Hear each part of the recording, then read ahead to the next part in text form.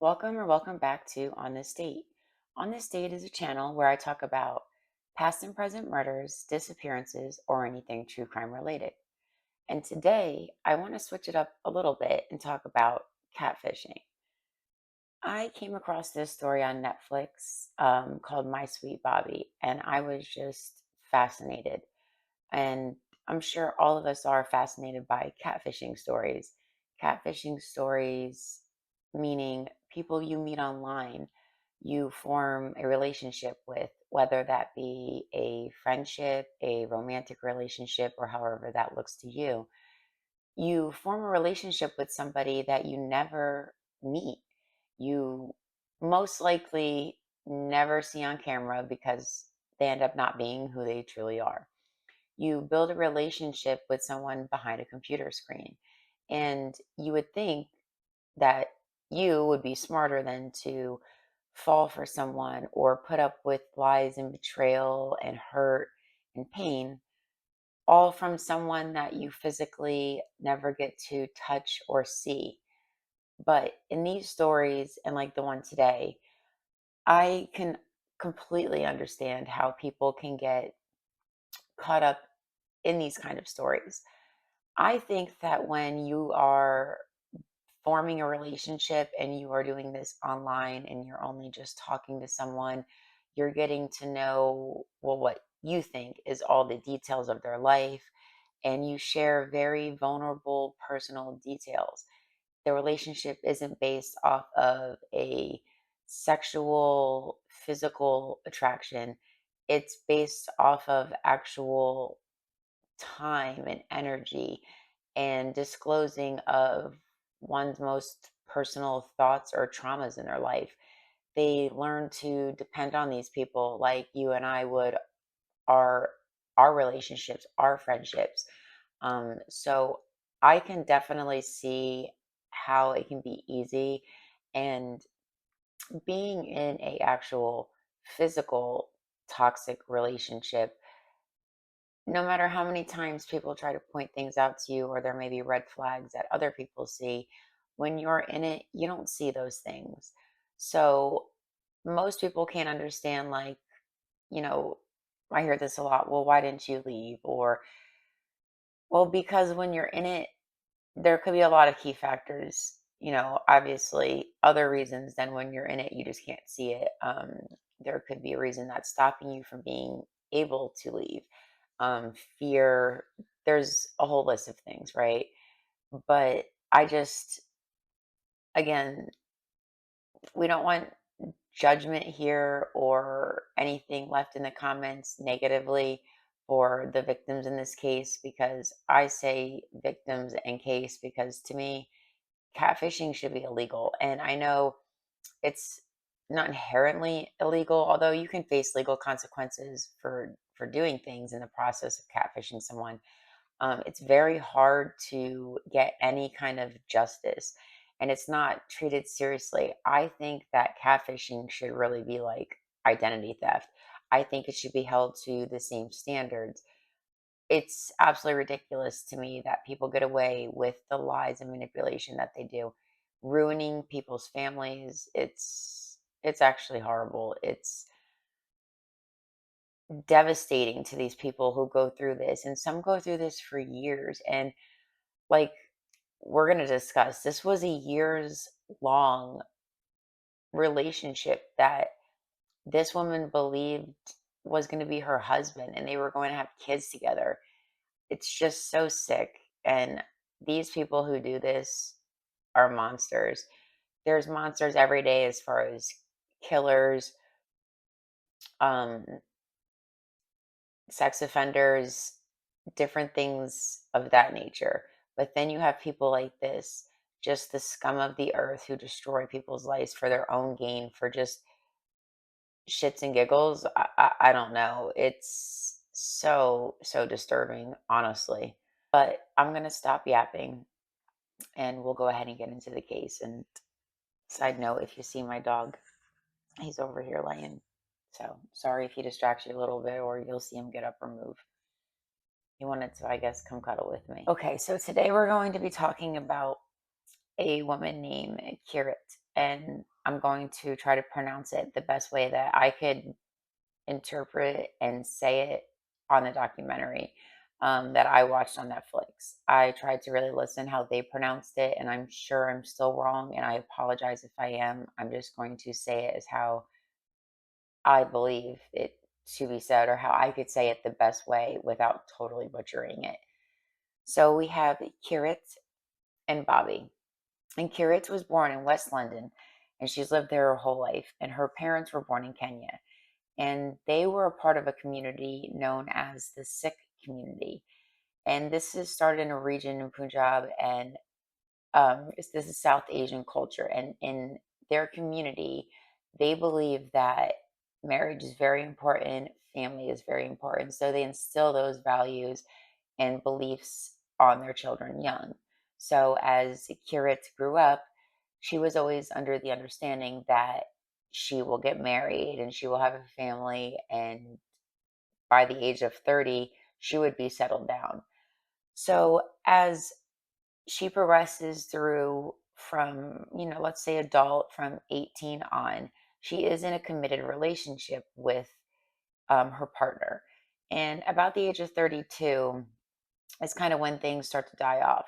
They were very on and off, and then they kind of ended everything shortly after they were, I guess, engaged, about to get married. And her partner just took off, and he was away for about a year. And Kirit says that she went back to him because he felt comfortable to her, and she really felt that she was supposed to marry this man and have kids and her family as well. In the documentary, they interview her mother and her father, and also a cousin of hers, which they are very close, Roshni. And her mother expresses how very important it is to be married, how if they are not, they are looked kind of down upon in their community.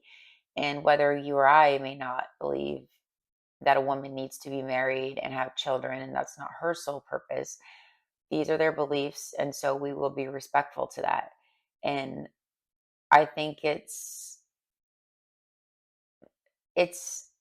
although maybe not something I personally would believe in, I think it's nice when you see communities really come together, and although kind of taught to marry young, but they have families and they build on that and they create community. And that's really taught to them young, to be there and always be a constant in their family's life. Like, I'm sure we're all horrible of it. Not keeping in contact with loved ones or an aunt or an uncle or my fiance. Sorry, but you're horrible at calling your mom back. But in those communities, they really instill that and try to build strong roots so that they have successful futures and continue growth in their community. So as time goes on and she's obviously not happy, and then this proposal kind of falls through, she's kind of in a place where she's focusing on her career, where she is working as where she is working in marketing. And this is where she's going to different festivals. And there was footage in this documentary, and she just looks like the life of the party. Like, I could see why she enjoyed it. As they interview her, she speaks about how she really loves her career. And it shows, like, these videos, this woman, before we get really further with her, I just want to say that she has like lived in my brain for the past week since I've seen this documentary. My heart goes out to her and her family. What she goes through is, again, just so tragic. And I just am in awe of this woman. She has, through all of this, persevered and continues to live life and just know that things now are different. And I give her a lot of credit because I just don't know how she does it. But anyway, so at this time, her marketing career is really taking off. And she's also doing a radio station. There's a local radio station, Desi Radio, and she has a radio station, I believe, called Pungo Rancho, and I'm probably mispronouncing that wrong, and I'm sorry. And this is where people love her. So she does radio and doing these music festivals. And one day she is working on her laptop where she gets a message from a man named Bobby. And Bobby is kind of someone she recognizes because JJ, his brother, dates her cousin Simran. So she kind of feels like, oh, okay, I don't know him, but I guess it would kind of be like, could be acquaintances or would eventually know each other, right? So they share a common mutual friend or cousin, or relationship. I don't know really how to word that. So he friends her and they start talking, and this is on Messenger. So they end up getting very close. And she learns about Bobby, and she learns that Bobby is very wealthy. His family is very prominent in Kenya. He comes from a very, very wealthy family. And so she learns a little bit about him, and she sees all his pictures on Facebook and what just this extravagant life this guy has. And to top it off, he's actually really nice and caring. They really just spark up a good friendship. And through this time, a few months in, Bobby ends up disclosing to her that he is going to be getting a divorce, that his wife cheated on him. So Kirat, being the compassionate and sweet, just caring about people and being a good person, she immediately is there for Bobby, and she is there as like a shoulder to cry on. And so he vents to her, and she's kind of, you know, uncertain of his mental health. She feels like he's going through a lot and she wants to be there for him. She doesn't want him to just give up, and she's really being supportive of him. So all of a sudden, she just doesn't hear from Bobby. And in the next few months, he ends up texting her and letting her know that he's now married and sends a picture. And so she sees on the Facebook where he's proposed to a lady named Sanj. And she's feeling kind of not, I guess, kind of worried because she's thinking it's kind of like a rebound, that it's very short time after the divorce. And she just wants to make sure he's okay. She's happy for him. And again, she's there to support him no matter what. She just wants to make sure that he's okay and he's just not doing this kind of feeling lonely and again being a rebound. So as she puts that kind of to the side and just says, I'm going to support him, he ends up wanting her to become friends with his fiance, his future wife. So this is when Bobby ends up having Sanj, his wife, send Kirat a friend request. So they start talking. And then now Kirat is being invited to their wedding. Kirat could not attend because of, personal reasons and just different things going on with her family. So at this point, she is working at the radio station and she has her computer open to the messenger because I guess she has radio station, like people call in and request things. So they can also message her on her computer where she may do requests that they've asked her for. So as she's sitting there, she sees a post come up from Sanj. And Sanj states that I guess Bobby's been shot and now he's in a coma and, barely hanging on for life. So immediately, Kirat reads this and she's like, oh my God, this is horrible. However, she's in the middle of a radio station. So she just has to hurry up, get this done. So immediately, she's trying to find out information. After she gets done with the radio station, she reaches out to Simran. And this is her cousin that, remember, is dating JJ, which is Bobby's brother. I'm going to try to keep us so we're understood because just there's a lot more players that come into this and I don't want to be confused. So Simran is Kirat's cousin that is dating JJ, Bobby's brother. So Kirat thinks that if she reaches out to Simran, she would be able to get quicker information because Simran is in Kenya where Bobby and Sanj got married and where this whole incident is taking place. So she reaches out. Simran will let her know that Bobby's okay and that Bobby is actually now going to get transferred to this New York hospital. And so he's coming via witness protection program.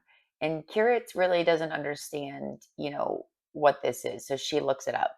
And as she looks it up, she sees that it's pretty important and that it must mean that his life is at risk because the only way you can be in witness protection is if your life is an immediate threat or danger. Sorry.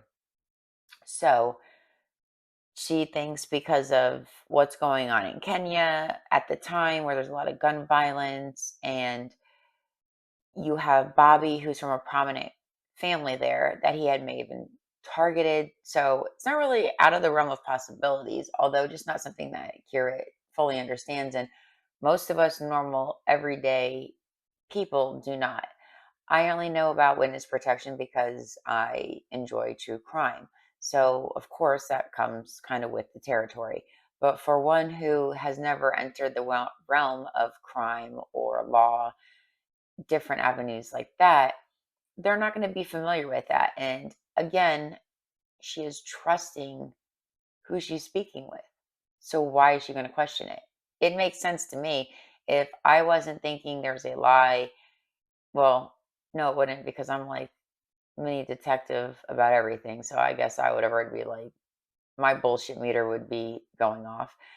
However, I can see where you would trust that or believe that, right? Especially if this person's never lied to you and has given you reason not to question them. So Bobby is transported to this hospital in New York where now he is in the witness protection program.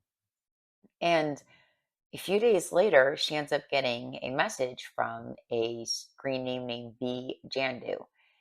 And this is where Bobby lets her know that it's him, he's okay. Um, she asks him how can he talk to her if he's in witness protection, and his kind of excuse is that he's sneaking to talk to her. But this kind of makes Kirit nervous because she doesn't want to be a part of what's going on, and if he gets caught and then she gets caught, she was nervous. But again, he was acting like his mental health was kind of failing because he's been separated from everything now and put into this program. And so this is where he's at and he needs her, right, as support. And she takes that role. She becomes his everyday, all day person to lean on. And after all of this, Bobby is now faced with another divorce. So Bobby lets her know that Sanj has filed for divorce. And again, further solidifying that Kirit is such a good person because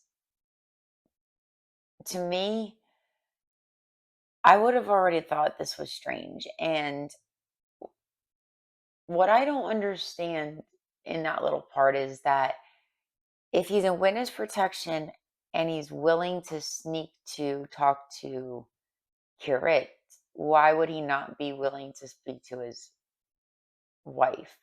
Why would they get a divorce? Because if, let's say, me and my fiance are getting married, and while we're out there, he gets gunned down and then is brought to the witness protection part of that. Also, I want to say that pretty sure they would put the wife with him, or she would ask, considering they were married. That just kind of like stuck out to me now. Like, why wouldn't you talk to your wife? Why would you get a divorce because you can't see her? Like, I don't think the FBI would split up your family. I think that if you're married, you both would just disappear together. And maybe I'm wrong. Maybe they don't do that because then that would be obvious, right? And like a couple, it would be an easier way to pinpoint those people if someone was looking for them, I guess. But anyway, so he gets a divorce from Sanj. He served divorce papers. And then as they kind of start building their relationship, Bobby now introduces her to his cousin Yashvir, and I'm going to probably refer to him just as Yash in the rest of the story. And so now Kirit is talking to who she believes is Bobby's cousin Yash, and they become very close. Um, Bobby starts telling her like that he's getting permission from the witness protection program to be able to speak to her and his cousin. I guess they're like allowing it, which I don't think that would happen. But I mean, that just makes no sense. But anyway, so they are just becoming the best of friends, right? And through this, there's also another character entered named Rajveer, and he is a doctor because I don't think I mentioned this yet, but Bobby is a doctor. So Rajveer is like a colleague, I guess, or somebody that Bobby has trusted and part of this witness protection program. So that way he can have medical. So now Rajveer is reaching out to Kirit and they're having a conversation. And this is an attempt to check on Bobby's health, to check how he's doing, his mental status, and how Rajveer and Kirit and Yash can just make Bobby the most comfortable and be the best medically supportive for him, I guess. Um, Again, another red flag besides the fact that these people are even talking to Carrot because he's in witness protection is that Rajveer, like, I don't know if it's mentioned, it's just like my wondering side thinking to disclose someone's medical information, like, there would have had to been paperwork signed and there would have been had like a formal agreement. I just, I don't know, like a real doctor is not disclosing medical information. A real doctor from witness protection isn't talking to a friend on Messenger, but that's neither here nor there. So they now are like inseparable, this group of people, right? They're all getting close, and then one day Bobby tells Kirit that he loves her.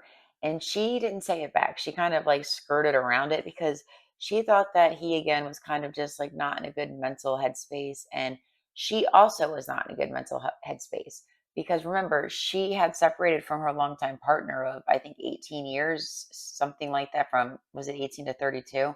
So that's not 18 years. Yeah. But regardless, um, she was going through a lot, and so she wasn't ready to like start this whole new relationship. She really thought Bobby was just a friend in the beginning, and obviously we're going to find out that as time goes on, of course, she develops romantic feelings towards him. I think that's only natural. Again, you're speaking to this person, they know everything about you, and I think that's just kind of a natural part of it. So after she doesn't say I love you back to him, well, mysteriously now Bobby's having some kind of stroke and dying, I guess. So Rajir reaches out to Kirit and he wants her to write a farewell message to her. Sorry, to him. So Kirit records a message. And in this documentary, they play the message. They play the recording of Kirit doing her farewell message to Bobby. And I'm not gonna lie, I cried. I'm laughing like, about little things here and there to this documentary, but Kirat, when she was listening to that herself, she was holding her head back, trying to fight back tears.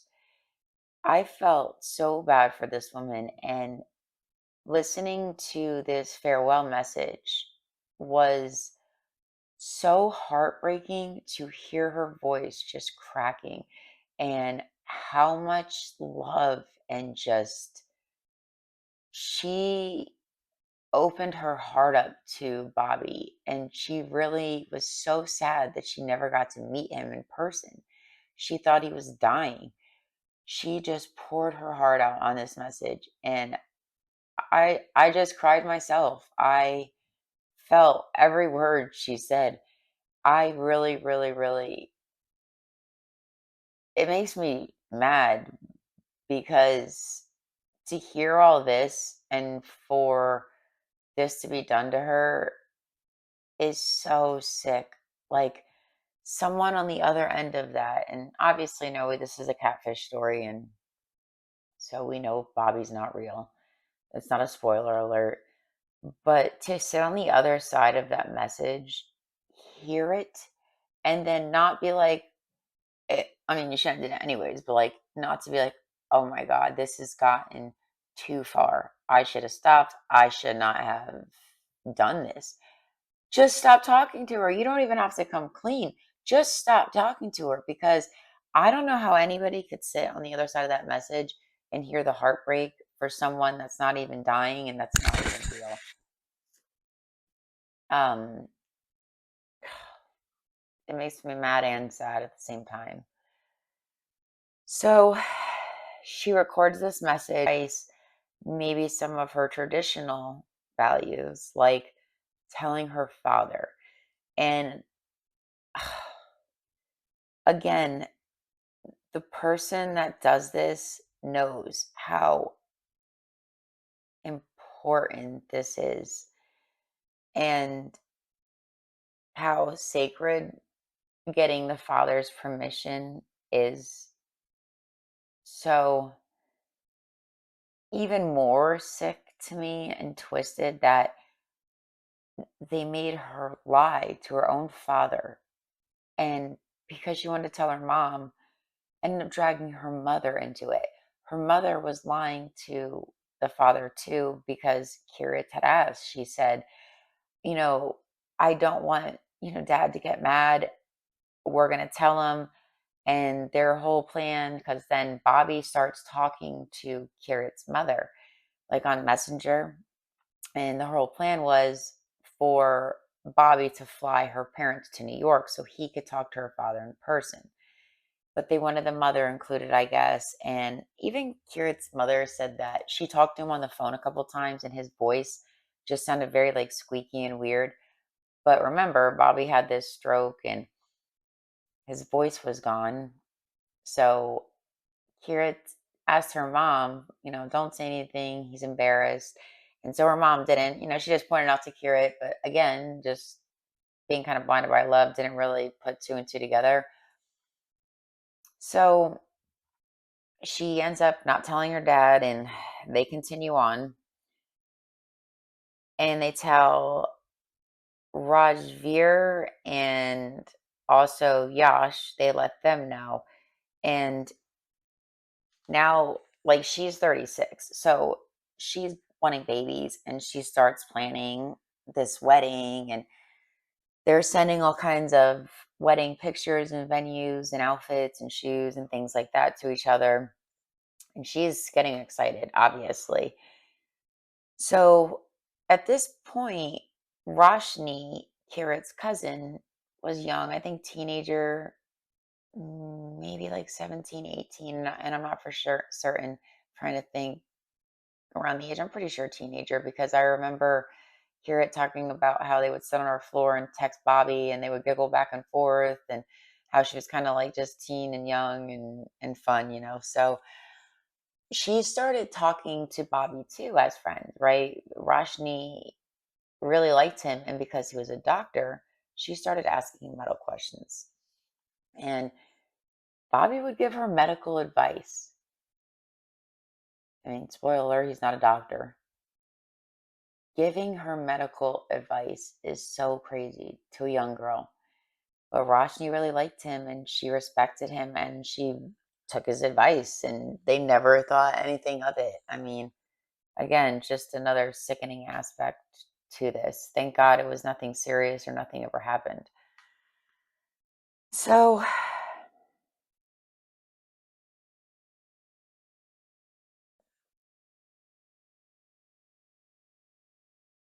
my dog was moving. Sorry about that. So, he now says that he is paralyzed from the stroke and somehow that took his voice, I guess. So now he messages her and he's saying how he is sorry. He's just trying to use everyday devices to function. And again, I would be so confused. Like, how the heck did a stroke make you not be able to speak? But neither here nor there. She accepts this. And through this process, she begins doing these like cute voice memos to him because he can't speak. So she like does voice memos to him and records it. And they like have these little like conversations like this. She'll record her voice and then he'll text her back and she'll re-answer, but only speaking this time. So they now are really getting close and he's leaning on her for support. And around Valentine's Day, well, on Valentine's Day, he ends up sending her this romantic text. So this is where she can kind of read, like, okay, this is moving from friendship to relationship now. And in this text Bobby sends her, he says, quote, with a woman in my life, I am really the luckiest man in the world, end quote.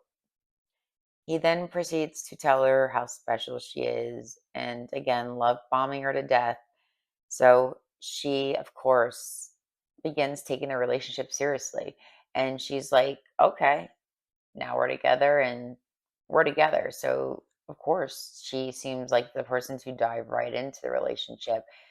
And the person behind this obviously has picked up on this. And already there's been red flags that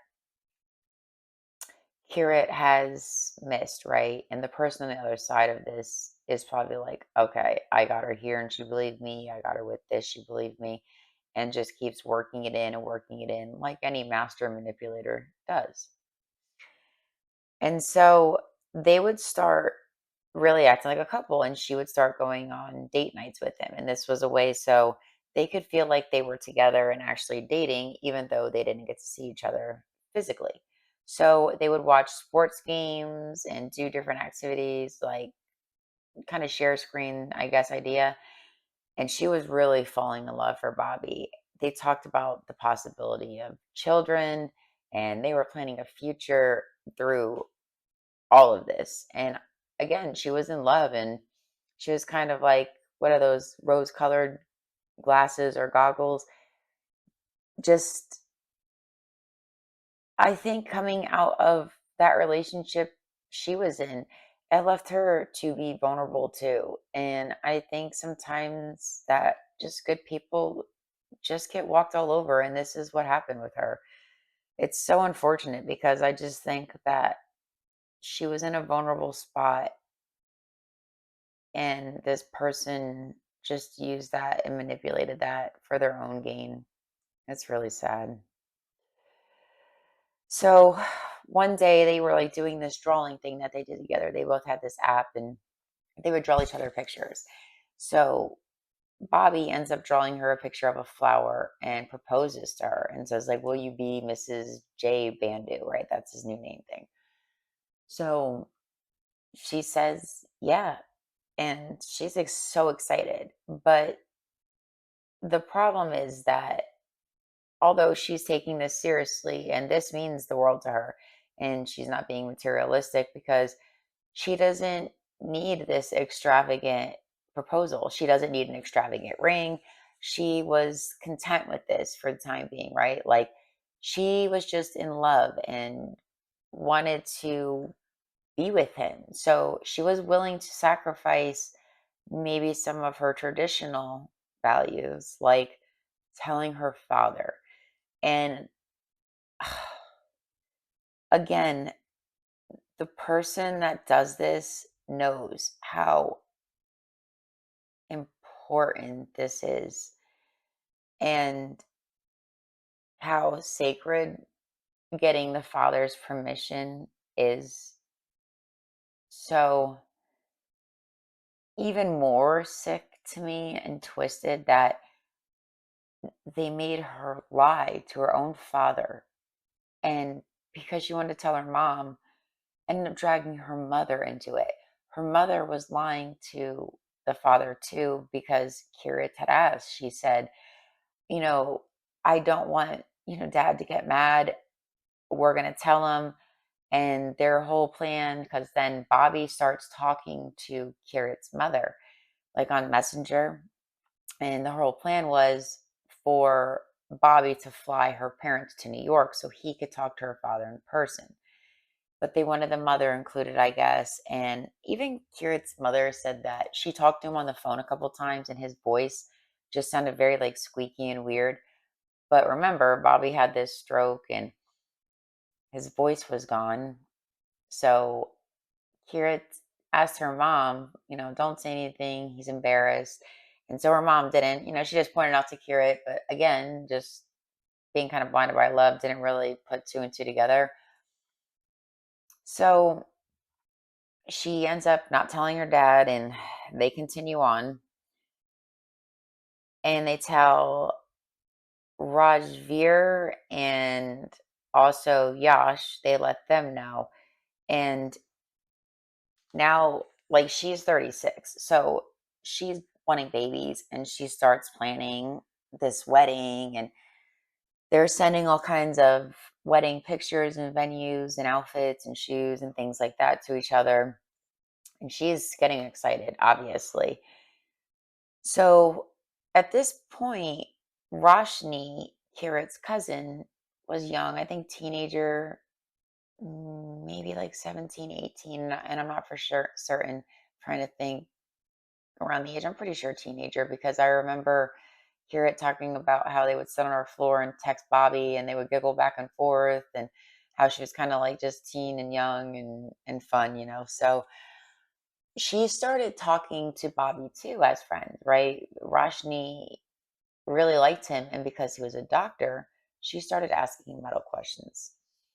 And Bobby would give her medical advice. I mean, spoiler alert, he's not a doctor. Giving her medical advice is so crazy to a young girl. But Roshni really liked him and she respected him and she took his advice and they never thought anything of it. I mean, again, just another sickening aspect to this. Thank God it was nothing serious or nothing ever happened. Now, her and Bobby are going through life and she's excited. She actually gets introduced to 30 people of Bobby's family. He wants her to meet the family and get to know them. So she starts messaging back and forth with all these people and talking about the wedding and, it's crazy. So through this though, one day she just gets a message and it's literally from Bobby saying that Sanj is pregnant. And Kirit's confused because they've been divorced. He is in the witness protection program. How did this happen? And I guess Bobby somehow kind of just tells her it happened beforehand or something like that, and that she was going to give birth. So obviously, Kirit is very upset and feels very lost and feels like she's never really had Bobby to herself now. So she's contemplating and being very just, this isn't fair to me. I wanted children and I understand they were planning their future together and she was wanting children and her age, she just wanted to be happy. She had wasted a lot of years in the prior relationship and now trying to start over. So she was very upset. But over time, she kind of just came to the realization that it's a baby. She loved Bobby.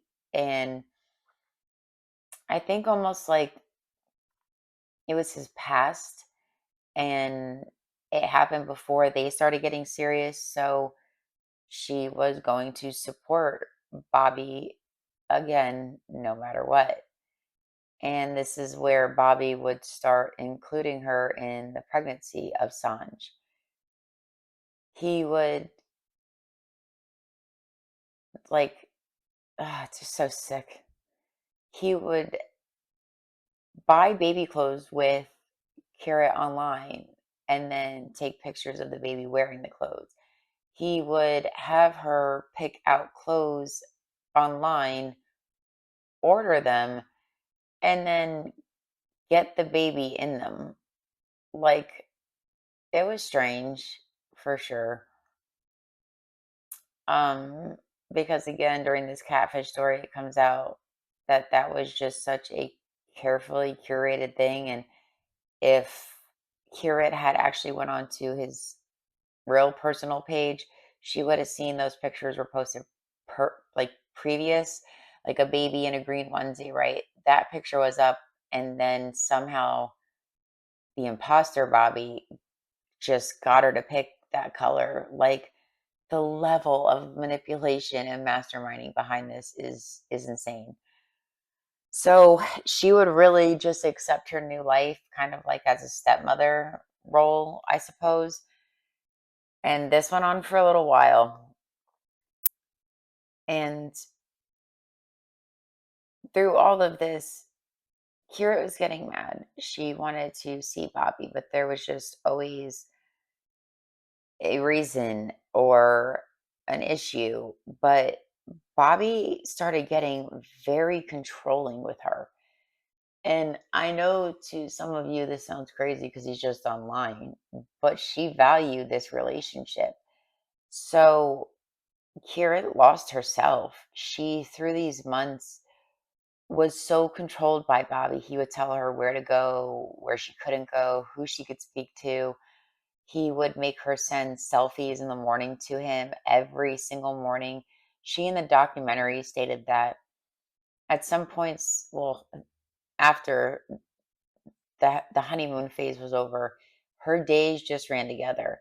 She would get up, take a selfie, go to work, be on the phone with him all day long, come home, see her family, maybe eat dinner, or maybe see her family, eat dinner, talk to him till she went to bed, go to sleep. Like, it became where it ran her life every single day, and it was the same routine over and over and over again. Even going as far as her radio job that she had, Bobby would pester her about people that she was speaking to, and so Kira ended up quitting her radio job.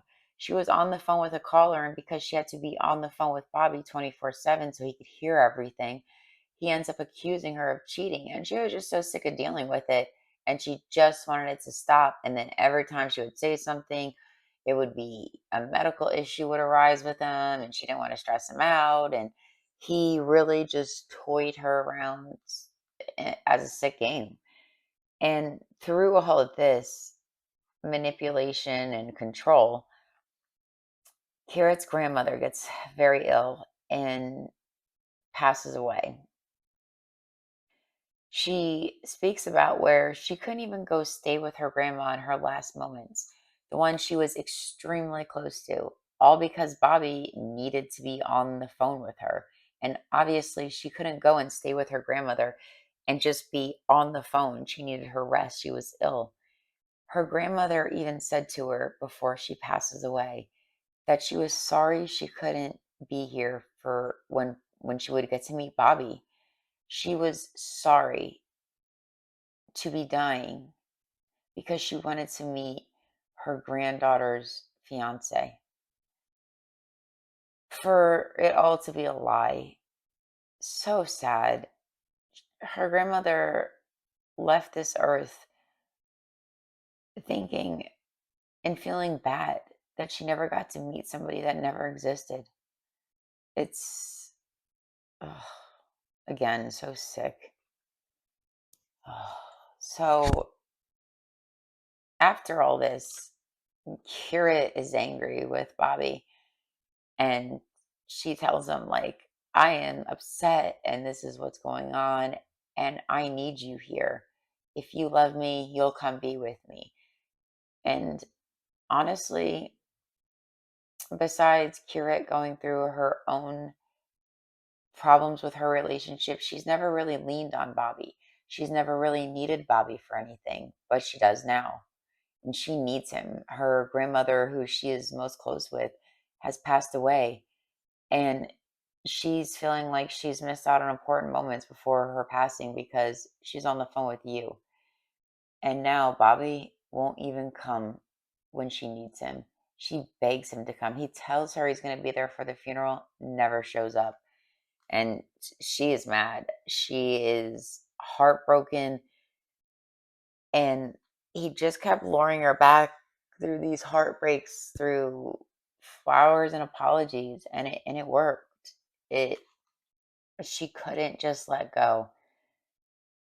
So after this, she was pissed.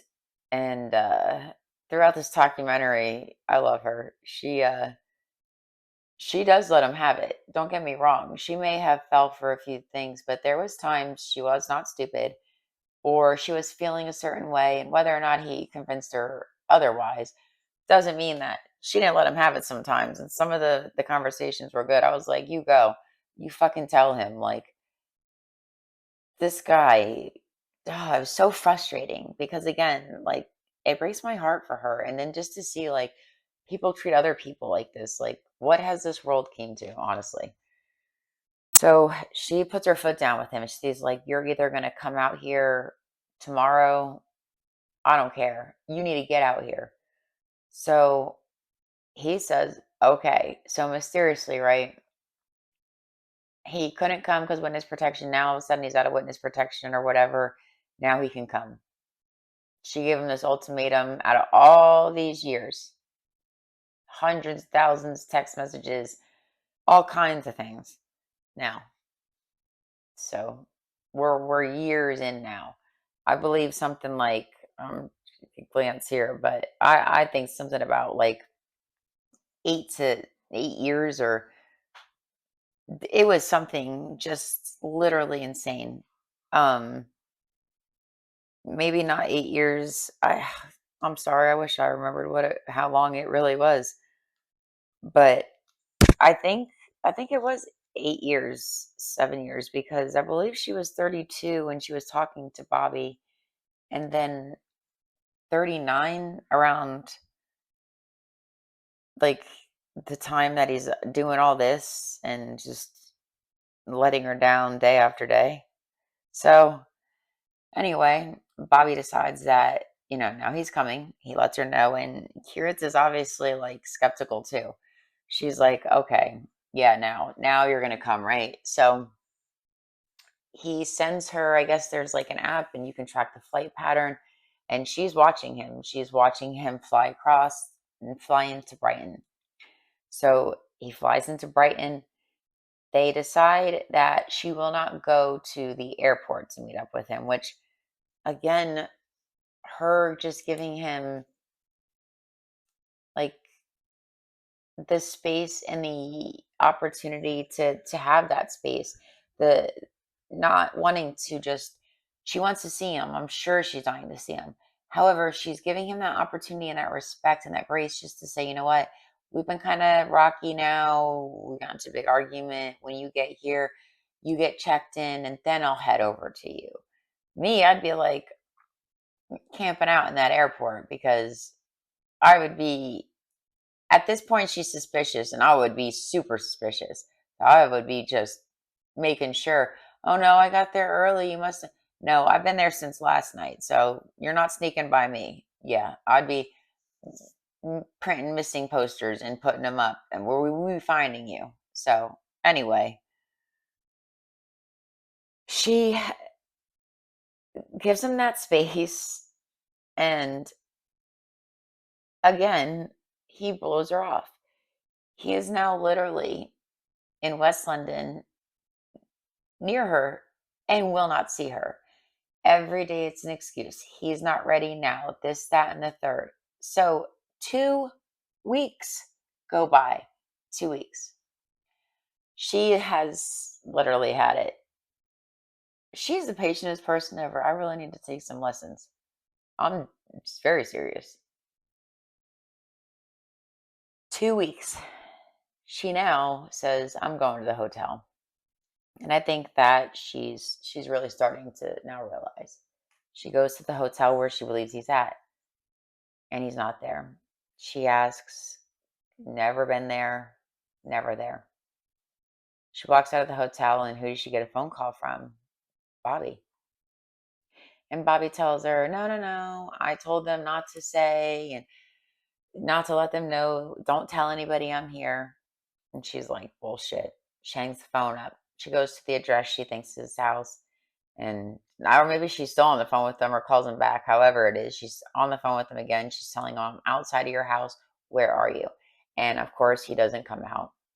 So she says, forget this.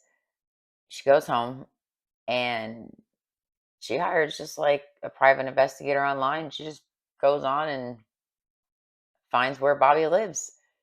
So I think she even, before the investigator, I almost want to say she finds Sanj's parents' house as well. Because in the end, it kind of comes up where Sanj gets alarmed because, she knows the address now. But I would be tracking you down too. Yeah, I'd be at your mom's house. I'd be whatever address I could find, I'd be at. But anyway, she ends up getting the private investigator to give her the actual address of Bobby's house. So she heads over there. All kinds of things are racing through her mind, and she ends up showing up. She approaches the door, and this is where a man is standing in the doorway now after she knocks, and it's Bobby. Now, she is under the impression because when he opens the door, the next person to come out is Sanj with holding their baby. Sanj is upstairs getting the baby dressed, hears the doorbell, and is not expecting company, so she comes down. So now Kirat is thinking that Bobby's just a liar. I don't think she's thinking this is a catfish situation. She's just thinking he's been avoiding her and saying these things because he's been living with Sanj the whole time. And I would see red. And she did too. And she told him he was a liar. And she tried to explain to him. She showed him messages. She showed Sanj. She told Sanj she knew who she was. She told Sanj she knew who her baby was, and she felt very close to her baby. And Sanj states in the documentary, which I guess I'm like just team Kirat. I don't know. I know I'm like throwing shade at the Sanj, but she just was like, it was weird. And the way she acted about Kirat was kind of like bitchy, like, and concerned for her safety. But that's what I want to say. I'm going to stop and look at the situation as a whole. And if I had some strange woman coming to my door and saying she knows my son, my child, yeah, I think, and then saying like she's with my husband, I think I might actually be like on Sanja's page there. I just kind of felt bad for Kirit because it, in a way, to me, in my opinion, made her look a little crazy. And I'm sorry, even if she was acting crazy, how many years of her life is just a lie? And the realization of that all hitting you at once, and the first time you're seeing someone that you've been wanting to see for years is this.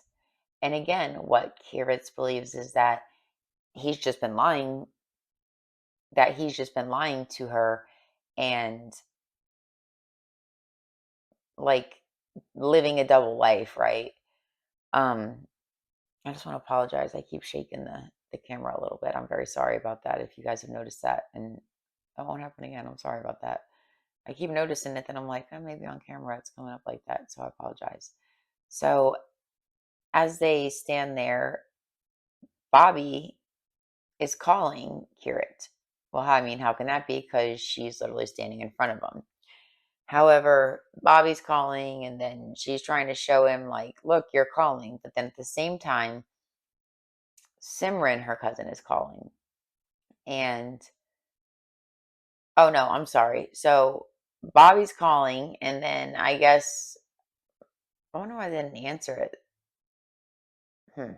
But anyway, so Kira is now like, no, you know Simran. Simran dates your brother. You know her. Whatever. And he's like, yeah, the only Simran I know dates my brother, and this, that, and the third. So she calls Simran and tells her to speak to Bobby. And this is where Kira can't hear it, but she just tells Bobby, like, listen, just give her back the phone. She's confused or whatever, and I'll talk to her. I'll figure this all out. So Bobby hands back the phone, and this is where Kirat leaves. And she's at home. The police have been called, and Simran calls her and lets her know that the police have been called. So, of course, I mean, Kirat's pissed. She's like, yeah, he called the police on me. Again, thinking that he's cheating on her. She said, I'll go to the police on him. Well, when she said that, of course, Simran's like, no, no, no, don't do that. Well, within the next, few minutes, Kirat says that she remembers Simran pulling up, coming to her door. And when Kirat asked her to come in, she said that you're probably not going to want me to stay or be in your house. She let her know that she was Bobby and she was behind the catfish. Her own cousin, her baby cousin, her young cousin.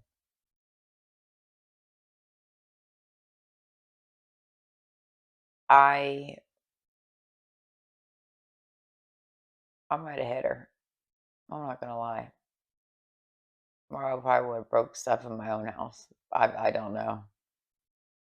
I would be blown away. She was screaming, telling her no, all while Simran confirmed every detail. And the worst part about it is that when, like, she's even asked by Kira if she was sorry, she said, like, you deserved it, your stupid idea. Like, she didn't even care. After this, she texts Bobby and, she lets him know that it was her and she needs help, I guess. After this, um, I guess Simran did not want Bobby to press charges or do anything about it. Well, he didn't. Bobby went down to the police station and obviously filed reports, and he told them all about Kiritz and being a victim and how she really was victimized by her cousin. A detective reached out and basically just let her know that she was not the real victim. The real victims are Bobby and Sanj because their identities were taken and used in this, that, and the other. And yeah, like, she's not a victim. She is the victim. Jeez, like, so after all of this, she doesn't speak to her cousin, obviously, and her mother directly looks into the camera and wants to know, why did Simran do this? Roshni, everybody wants to know why. I'm sure they'll get no answers, and it's even reported that I think she basically sums it up like she was in high school, to leave her alone about it. That Simran thinks that she did no wrong. And as Kirit sit and finish out this documentary, she talks about just not being, like, what do you do? You're not given any justice. So yeah, um, I feel horrible for Kirit and her family, but mostly for her because as she sat nearing that end of the interview, she states that she never knows if kids are going to be in her future now because of her age. And it broke my heart because if anybody deserves to be a mother, it's that woman. She has the biggest heart and would be such a good woman and such a good wife. She would be such a good mother and such a good wife. And she did not deserve that to be ripped from her. She had dreams for her future. And seeing the videos on the documentary of her when she's like at these music festivals and she is the life of the party, and now seeing her, granted, it's in a documentary, but you can just see the hurt on her. She looks like a woman who has been through a lot and continues to heal. And I have all the hope in the world that she is going to move on with her life and have children. Maybe that's meeting someone that has children and she's able to fill that role. There's surrogacy, there is many options. There's adoption. She may be able to naturally still conceive. I don't think it's too late for her. I think that people like that in the world should be given kids and deserve kids. So that's my thoughts and kind of my recap on that whole story. I, again, want to say I'm so sorry to Kirat and her family and Bobby and Sanj. I mean, they were victims as well. And I don't mean to say that they're not. Um, they are as well. However, I feel that Kirat really just took the brunt of it. So we wish her all the luck and please be respectful in the comments. If you liked what you see, like, subscribe, comment. If you have any case suggestions, let me know. If you have any tips, you can leave them down in the comment section. Please remember, I'm new to this. I'm trying. The background's probably not as great, or maybe the sound's not. I'm trying the best I can. I'm just trying to give you guys how I view the stories and the cases I do and my opinions on them, and let you know so that you're aware of these in your life and be on the lookout for the red flags. And yeah, so please be kind and have a great day. Thank you for watching.